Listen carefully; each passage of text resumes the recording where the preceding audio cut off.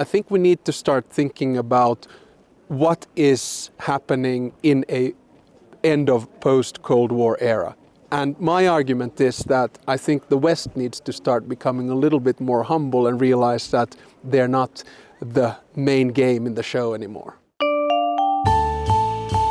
Hello and welcome to the GZERO World podcast. This is where you'll find extended versions of my interviews on public television. I'm Ian Bremmer, and I'm coming to you today from Davos, Switzerland, home of the 2023 World Economic Forum. And this week, for the 53rd time, a tiny town in the Swiss Alps became the epicenter for discussion and debate about some of the biggest issues the world is facing. In total, some 2,700 leaders from 130 countries were here, including 50 heads of state. The big theme of the forum this year? Cooperation in a fragmented world. Is it possible? I asked some of the most prominent people here, and I'm bringing you two of those conversations. First up, European diplomat and former Prime Minister of Finland, Alexander Stubb.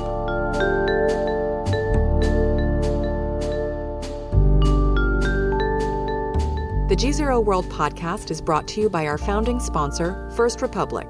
First Republic, a private bank and wealth management company, understands the value of service, safety, and stability in today's uncertain world. Visit firstrepublic.com to learn more. GZERO World would also like to share a message from our friends at Foreign Policy. The Hidden Economics of Remarkable Women, a podcast from Foreign Policy, is back for Season 3. This season, you'll hear from reporters around the globe who are covering underreported ways women are challenging the status quo, from justice for domestic migrant workers in Gulf states to how to break down gender barriers in the film industry. Follow and listen to The Hidden Economics of Remarkable Women wherever you get your podcasts.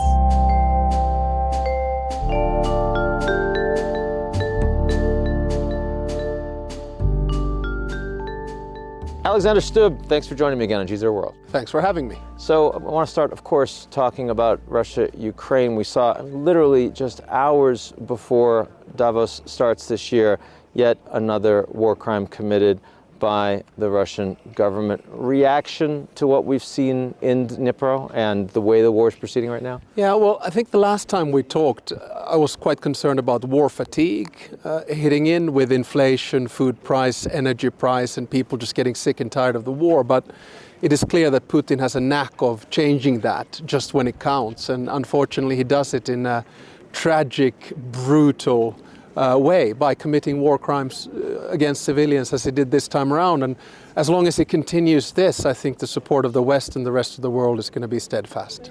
At what point, we continue to see all sorts of military equipment that's being provided by the West that, frankly, even several months ago wouldn't have been countenanced. They'd say, no, it's too dangerous, it could lead to a greater escalation. What do you think is principally driving that at this point?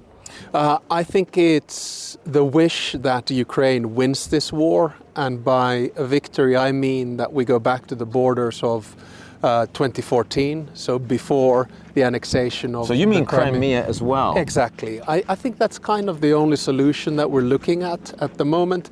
And in many ways, I wish Western leaders, of course it's easier for me to say now as an academic, but Western leaders should use the Mario Draghi phrase from the Euro crisis, whatever it takes, which basically means that you need to provide all equipment possible.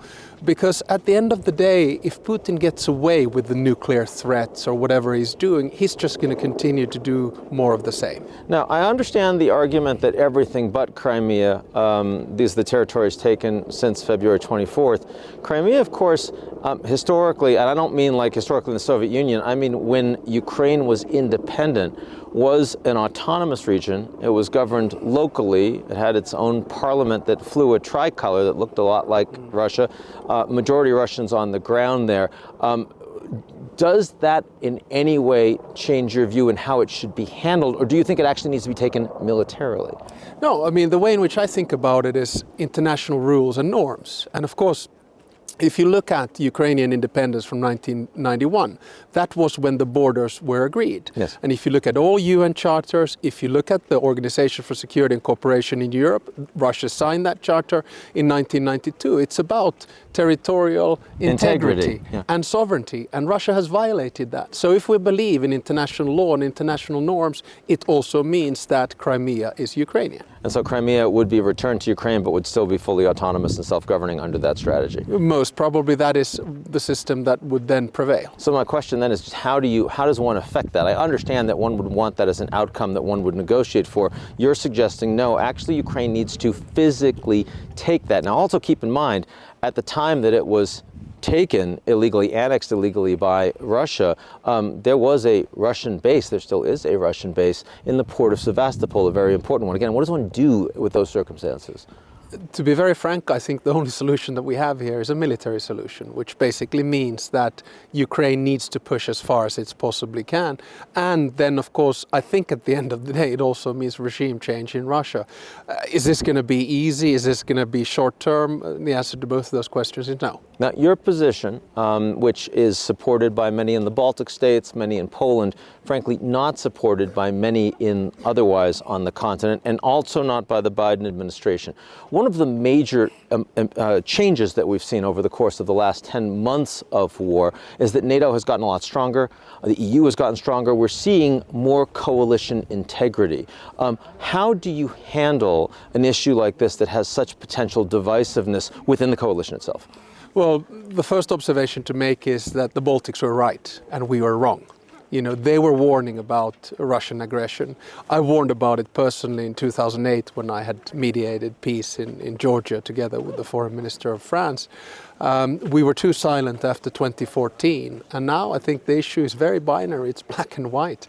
So we have to follow what the Poles are saying, what the Balts are saying. Of course, we'll find some middle ground at the end of the day, but the truth is that I think the whole security balance of Europe has tilted eastbound, and we have to listen to what the border countries to Russia have to say. And remember, Finland has 1,340 kilometers of that border with Russia. Absolutely the case.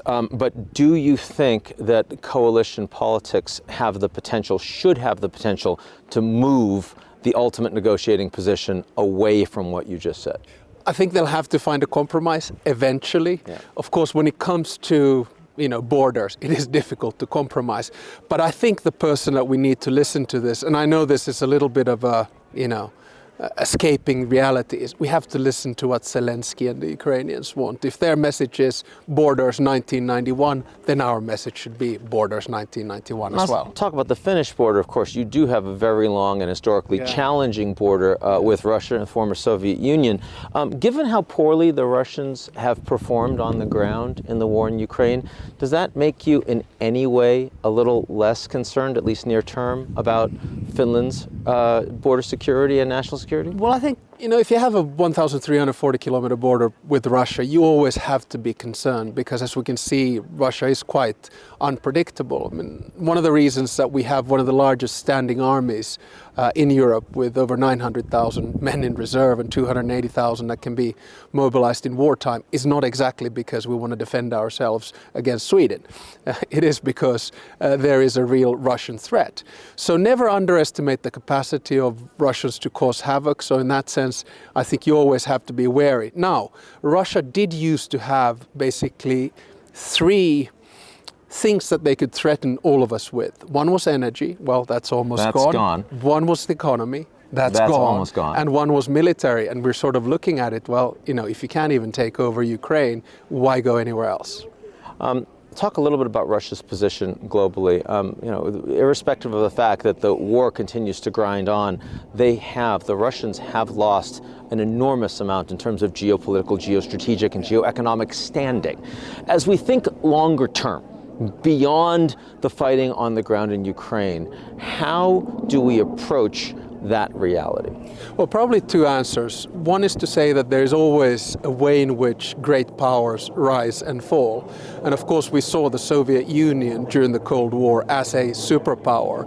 and then falling, but trying sort of to claw back power. But now it has basically fallen into oblivion. I mean, in many ways, it's a rogue state. There are some countries that are calling it a terrorist state. The size of the Russian economy is less than 2% of world GDP. So we're talking about the largest country in the world with the greatest natural resources, which basically hasn't been able to organize itself and now is isolating itself globally. Of course, it tries to have allies around, but I would argue that we are very much split. So then we come to point number 2, and that is, what about the future? I think what we need to look at in terms of European security is a total split. 44 European countries on one side and Russia on the other. Do we begin a conversation to bring them back now? No, we don't. So we're looking at 5, 10, 15, even 20 years of Russian isolation. And someone, who is a neighbor to Russia and who has a lot of Russian friends, I find this a sad reality, but a reality nevertheless. So it is a generational end of the quote-unquote peace dividend. Definitely. And I look at my grandparents who were fighting in the Winter War, actually 105 days, a fairly similar situation that the Ukrainians are in right now. And then the war of continuation, we gave up 10% of our land. And that sort of sentiment stayed there. It stayed there for decades. And I would argue there was probably bubbling somewhere under the surface. And now that Russia has attacked Ukraine, boom, it's up there again. So people are actually talking about Russia now in a way in which we haven't seen Finns talk about Russia for decades. And also talking about NATO in a way that the Finns have never talked about NATO. Now, the Turks are continuing to slow the application process. How much of that is just because of the upcoming Erdogan election? Does it go away afterwards? How much of this is actually a structural problem that might cause bigger challenges with the application? Well, I would of course hope that this is more of a domestic political situation, but I'm not involved in Turkish politics. Fortunately, Finns and Swedes are fairly calm in these situations, so we're not taking any major... Very aligned, and we don't take knee-jerk reactions. And if you look at the messages from our political leadership, I think it's quite clear that eventually we expect to become full members of NATO, say sometime next summer. Finally, talking about the WEF right now, I mean, a little bit less focus on Ukraine, frankly, on the agenda and from the attendees than we saw back in May when you and I were together. How much does that concern you? Also relevance, and how much can come out of the forum on this issue? I think we're looking at a lot of spillover effects from the war in Ukraine. So we're talking about globalization. We're looking at trade. A lot of people are afraid of protectionism. We're discussing the IRA from the United States. Will there be retaliation? We're looking at Chinese presence here, which is quite limited. Only 16 in the delegation. We're looking at a rather prominent delegation from India. So it's very much about, I guess, the theme of the whole Davos event, cooperation in a fragmented world. And I do think, you and I talk about this a lot. I think we need to start thinking about what is happening in a end of post-Cold War era. And my argument is that I think the West needs to start becoming a little bit more humble and realize that they're not the main game in the show anymore. Alex Stubb, always good to see you, my friend. Thanks a lot. Thanks.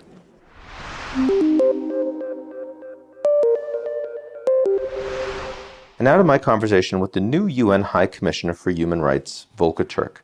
He took up his official functions as High Commissioner in October of 2022. Volker Türk, good to see you in Davos.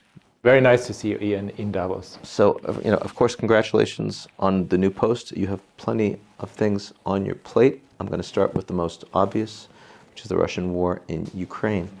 The UN recently stated that the humanitarian and human rights catastrophe is continuing there. Of course, we see it every day. We saw it with the explosions against the apartment building in Dnipro just a few days ago. Can you explain to our viewers what you see happening on the ground from a human rights perspective right now, and also what the UN is trying to do about it?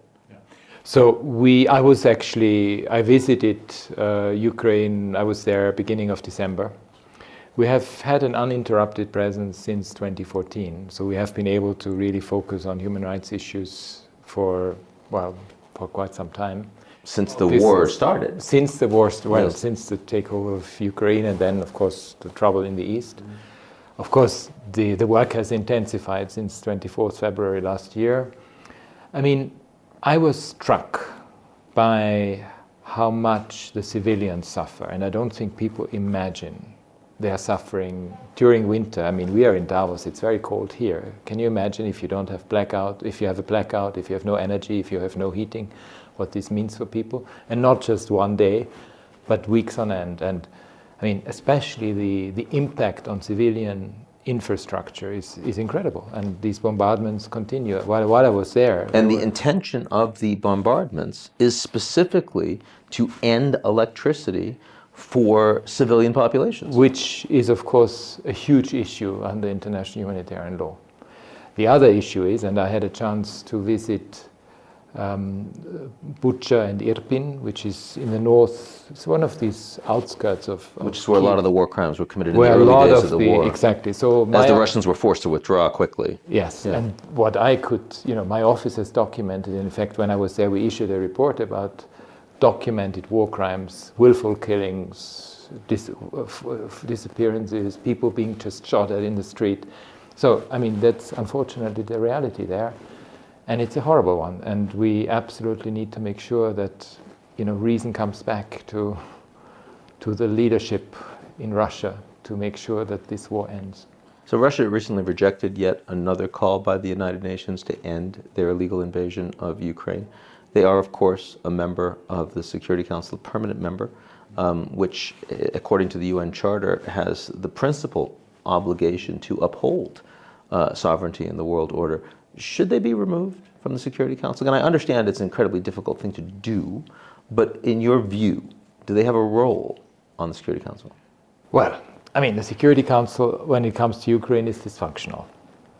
Let's put it that way, and it's very clear. Interestingly, the other big organ, the General Assembly, which consists of all 193 member states, has actually seen a real revival, because as a result, the General Assembly has been able to pass a number of resolutions on Ukraine.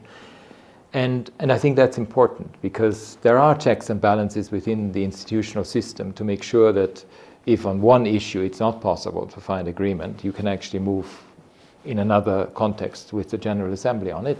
Plus, of course, because you mentioned before, operationally the UN is present, is helping the Ukrainians on the humanitarian front, on the human rights front, on the development front, and that is also the United Nations. It is. It is not the Security Council. It is not the Security this ongoing Council, problem. and that is, I mean, it's not an issue.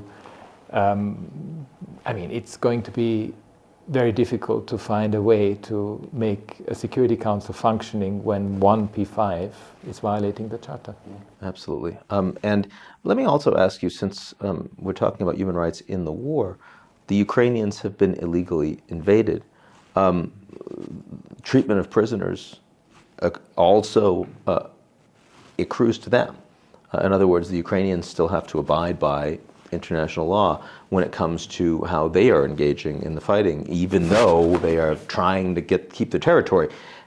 Do they understand that, and how is that playing out?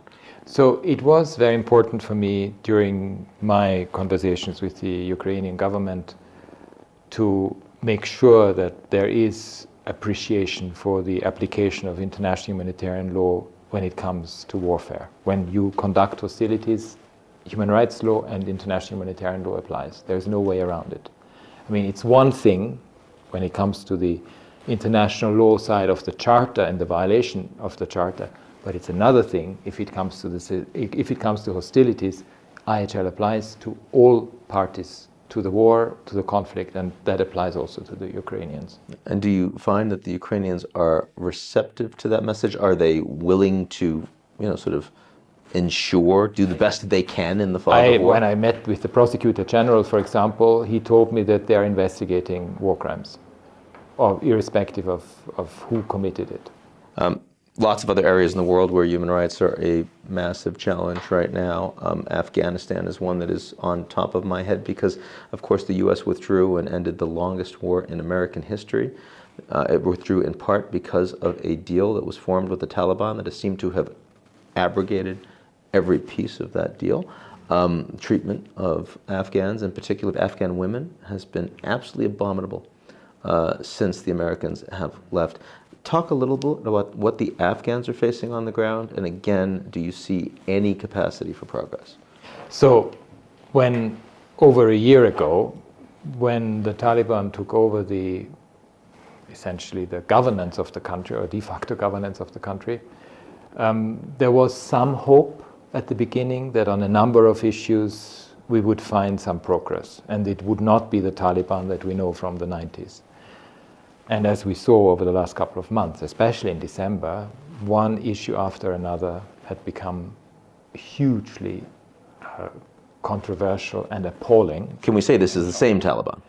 I think we have to confront the truth that we are now dealing with the particularly extreme, I wouldn't even say conservative, because it's not even, you can't even find a word for it, because I mean there's no country in the world that treats women in the way that Afghanistan does, and the Taliban do. I mean, no access to tertiary education, no access to secondary education. The fact that they are not allowing women to work anymore, even for fundamental humanitarian issues and for the NGOs, is a huge issue. I mean, it gives a picture of what we saw in the 90s. Do I understand correctly that women can't work as doctors, but they also can't be seen by male doctors? Is that true? So that there are exemptions were made in Kabul, but we still have to see, well, for instance, when it comes to female doctors, because they need to treat other women, because it can't be a man who can treat a woman, they are allowed to work, as we understand it. But we need to see how this is being implemented, and I think at the moment it's a very confused picture. So it is at the farthest extreme of human repression that one can possibly imagine.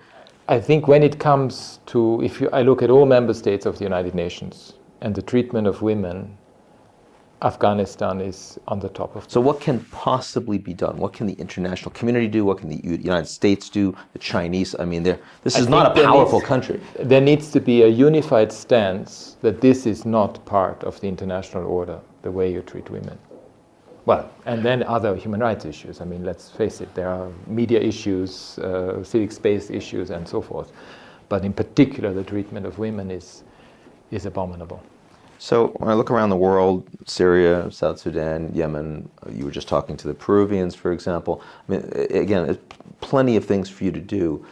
Give me a quick rundown of a few of the issues that people should be most aware of as they think about global human rights. Yeah. So I think it's really important, first of all, to bear in mind that when it comes to war and the prevention of war, that we need to find better ways and means to engage with it again. I mean, we need to make prevention a big issue. We need to find ways and means, and then it comes to development, sustainable development, it comes also to the business communities, because we need to analyze what it is that we're doing on a daily basis, including in businesses, multinational companies with extraction industries.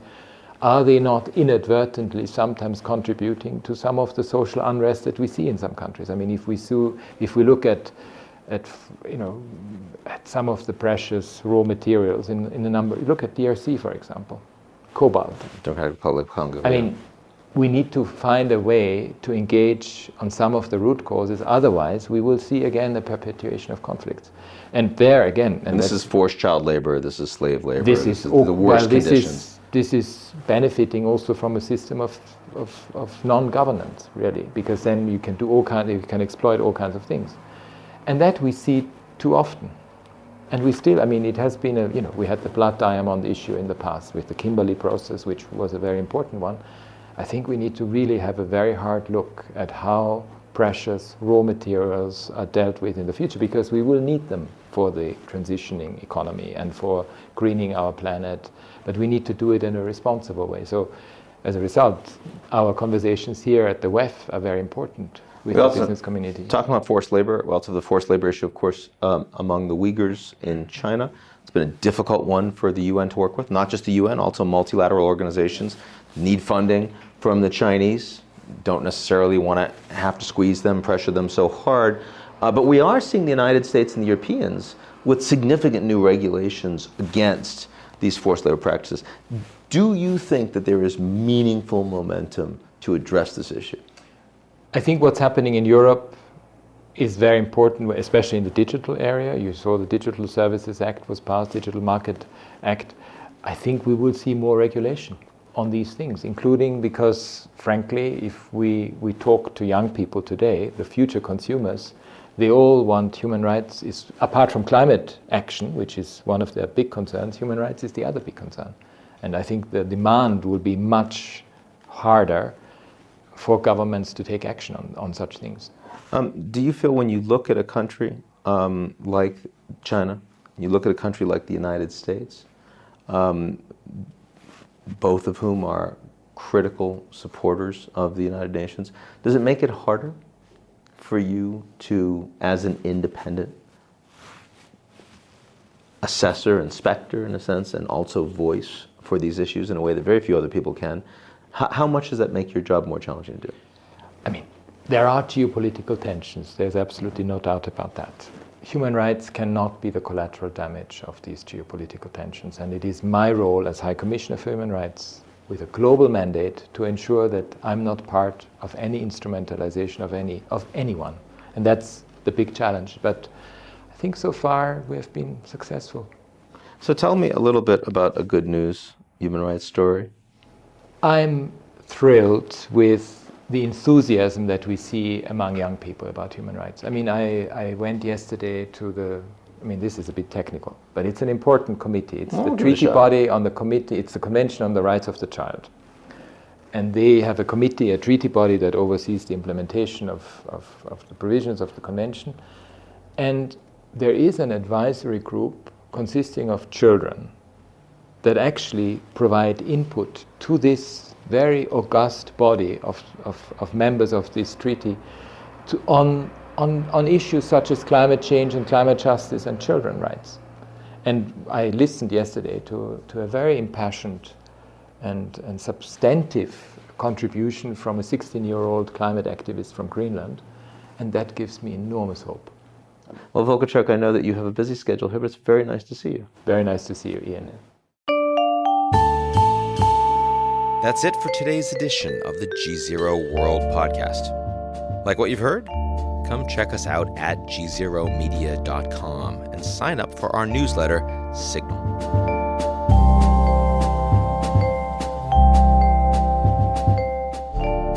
The GZERO World podcast is brought to you by our founding sponsor, First Republic. First Republic, a private bank and wealth management company, understands the value of service, safety, and stability in today's uncertain world. Visit firstrepublic.com to learn more.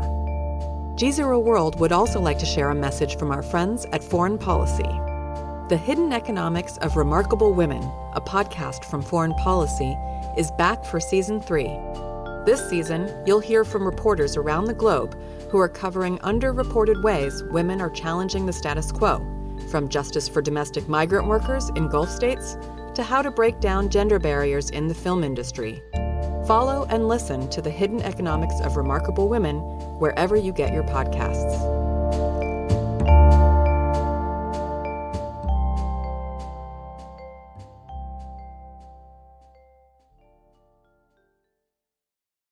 You're listening to the GZERO World with Ian Bremmer podcast, your weekly geopolitical deep dive into the world's biggest news stories, featuring in-depth conversations with global leaders and newsmakers. To get more of GZERO's insights on global politics every morning, sign up for our free newsletter, GZERO Daily, at gzeromedia.com.